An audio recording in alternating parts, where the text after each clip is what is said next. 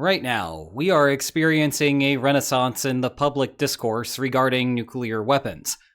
The Russian invasion has raised what-if questions about how history may have played out differently if only Ukraine had developed a native nuclear weapons program after the Soviet Union crumbled.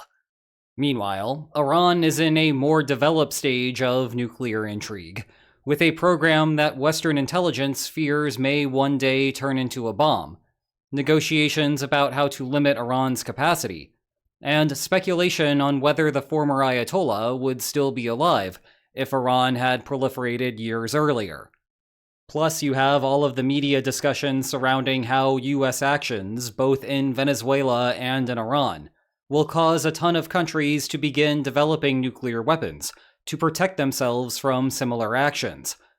And while we have discussed at length how that type of analysis falls victim to the amateur's fallacy, the tendency for non-experts to watch the news, discover a new incentive, and then claim that it is fundamentally altering the world, even though those of us who think about these things daily have been aware of the incentive for ages.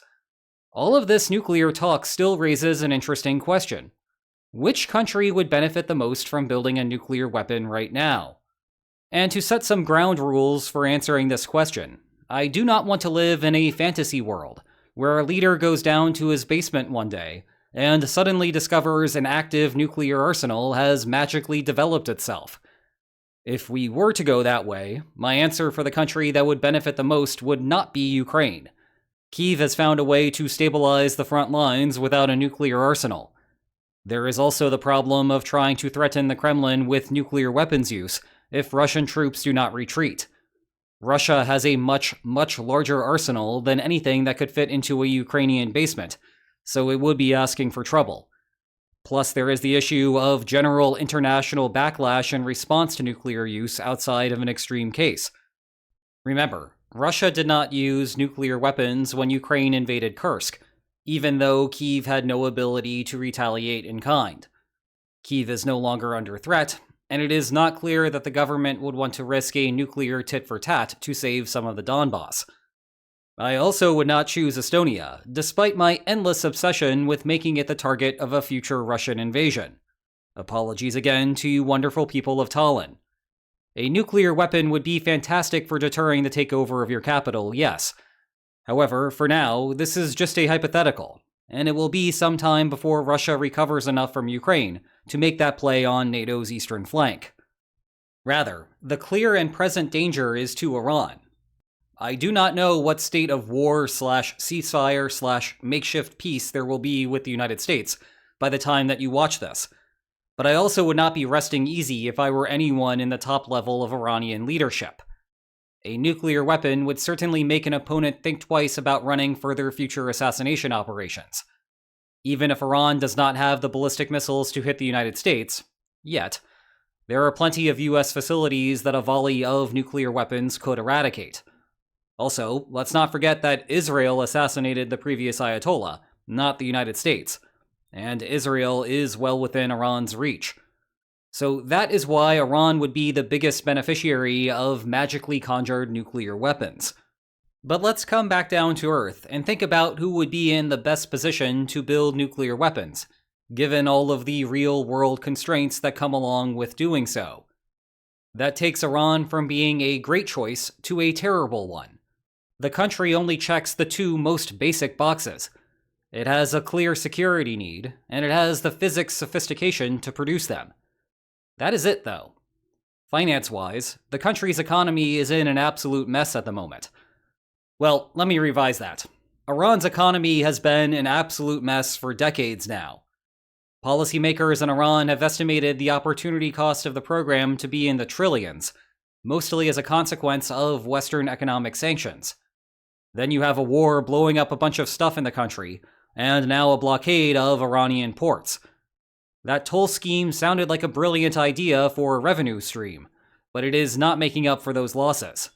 Never mind that it appears that Iran's most purified uranium has been turned to dust and is buried under a bunch of rock.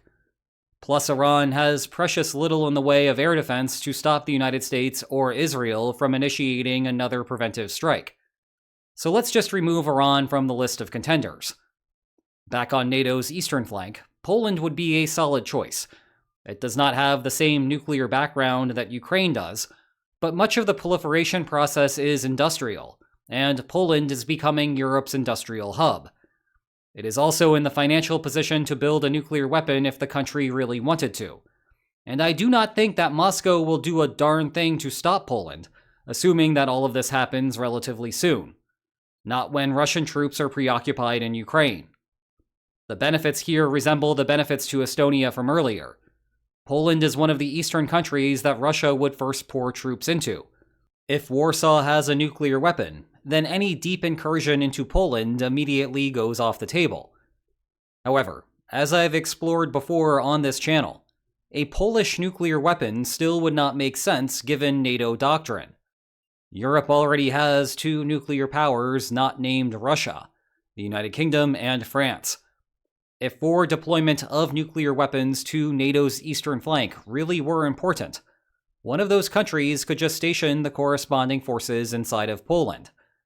This is not purely a hypothetical anymore. France announced a forward deterrence doctrine in March, precisely to institutionalize the strategy. The key upshot for everyone involved is that it allows the money that Poland would have otherwise spent to build a nuclear arsenal to instead be spent on frontline conventional defense.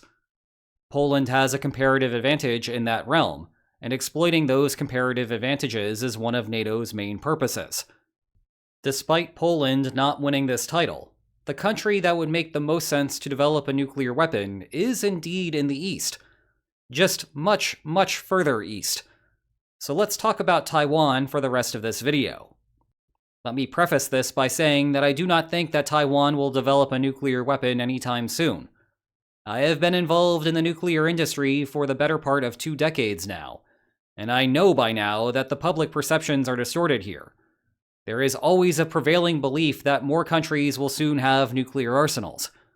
Actually, I can date those fears back to the 1960 presidential debates, when Kennedy was warning of a world where 20 countries would soon have nuclear weapons.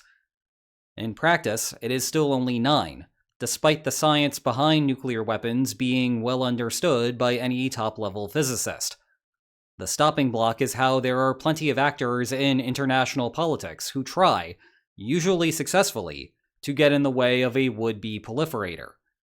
But let's cover why a Taiwanese nuclear weapon would be sensible, even if it is not probable. And that requires covering 4 points that I have been alluding to throughout the video so far. The finances, the ability to produce nuclear weapons without someone bombing your program, the credibility of nuclear use post-proliferation, and the bargaining problem between Beijing and Taipei. The financial side of the equation is straightforward. Taiwan is rich. If you were to count Taiwan as a country, an interesting hypothetical given that it underlies the entire dispute with the mainland, it would rank 20th in GDP by purchasing power parity. Coincidentally, it is 1 slot above Poland. What do you know? Making the world's best semiconductors is a great way to become richer than your grandparents could have ever imagined. Point is, the financial aspect is a complete non-issue on this front. On the other hand, avoiding preventive war is a bit more dicey, but still feasible. The key here is that Taiwan has some level of protection from the United States, so any PRC incursion would have to weigh the possibility that Uncle Sam's Navy blocks any serious response. Now, that comes with all sorts of caveats. The long-running US policy of strategic ambiguity with Taiwan is intended to stop Taipei from entrapping the United States in a war, a topic near and dear to many right now, with Israel possibly having entrapped the United States in a war in Iran. In fact, Taiwan has previously flirted with pursuing nuclear weapons twice. Both times, the United States caught wind of Taipei's ideas and shut them down. So we would have to imagine a world where the United States wants Taiwan to be more self-sufficient, and is willing to bite the protection bullet in the meantime. There is also the problem that the United States needs the Marshall capacity to back up that plan to have any deterrent effect. Obviously, the Iran war has put some strain on that, and we have been covering the Iran-China gamble that the Trump administration made from day one. But the recent headlines that the United States no longer has the capacity to implement its defense plans for Taiwan have been overinterpreted. This is not some sort of binary proposition. Now, it is 100% true that the United States cannot provide 100% coverage over the short run. But not having 100% coverage does not mean that the United States has 0% coverage. The real question is whether 70% or 80% or 90% coverage is enough. A preventive war here could take one of two forms: a simple bombing campaign or an outright invasion. If we are talking about a bombing campaign, the Iran war's effect is minimal. The United States can engage at that scale without issue. It could not last long. Otherwise, you start getting into the need to have large stockpiles of Tomahawks to hit mainland ports, and Patriots to defend key Taiwanese installations. That is why an outright invasion is a different story. The upshot is that the PRC lacks the landing craft for now to do that properly, so it is not much of a current concern. That said, the clock is ticking, and Taiwan does not have the facilities to enrich uranium or reprocess plutonium, one of which is required to fuel a nuclear bomb. Thus, if Taiwan were to pursue this policy, it would have to get moving. Still, this discussion about preventive war raises another point in favor of Taipei giving its nuclear program the thumbs up. Fleeting protection from a patron state is a good motivator to produce atomic bombs. The patron is still around to protect you from preventive war in the short run. But the patron might not be with you forever. That is certainly the discussion involving the current White House. And although Trump will not be president forever, more capitals are considering alternative means to guarantee their security. Nuclear weapons provide a substitute. Moving to the third point, Taiwan is a rare case where credibility problems are not a major issue. I mean, look at it. It is an island. It is fairly small. Any mainland invasion would start to immediately threaten the capital, and with that, the continuity of government. Those are the exact circumstances that lend credibility to the ultimate weapon. There is basically no way that Beijing could forcibly take sovereign control over the island without facing significant nuclear annihilation. Xiamen has a population of 5 million and is less than 250 kilometers across the strait. If you want to get spicier, Shanghai, population 25 million, is under 700 kilometers north. Finally, Taiwan's case provides an explanation for why reaching a nuclear deal would be difficult. Just like war, building nuclear weapons is a costly way to resolve a policy disagreement between two states. Well, technically, it is a costly way to shift the balance of power, and then have a negotiation under more favorable terms to resolve a policy disagreement. Either way, both parties would be better off negotiating on the policy in dispute to resolve the crisis short of Taiwan producing a nuclear weapon. One way that this can go wrong is if the PRC is losing power over time, and thus has an incentive to fight a war to secure the whole of Taiwan, aside from any nuclear weapons concern. And as you know, that is exactly the problem Beijing has right now due to the legacy of the one-child policy creating a demographics crisis. If these conditions are sufficiently bad, Xi cannot credibly commit to stay west of the Taiwan Strait. That also rules out a commitment to not invade if Taiwan agrees to withhold the development of a nuclear weapon. Consequently, Taiwan might build a nuclear weapon to make Beijing's pledges to not invade credible, by threat of an atomic reaction. Again, none of this is to suggest that Taiwan will inevitably produce a nuclear weapon in the next 5 or 10 years. There are plenty of other concerns that Taipei has to keep in mind, such as the risk of economic sanctions metaphorically nuking the island's semiconductor industry.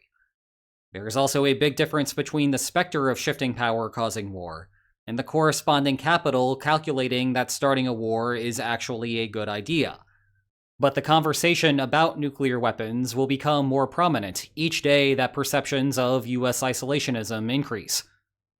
So, what are our takeaway lines for today? The utility of nuclear weapons programs is not straightforward, despite all sorts of talk about nuclear weapons along 2 geographic straits. However, Taiwan checks a bunch of the boxes that would encourage the production of nuclear weapons. but one should not jump to the conclusion that Taiwan is about to build a bomb.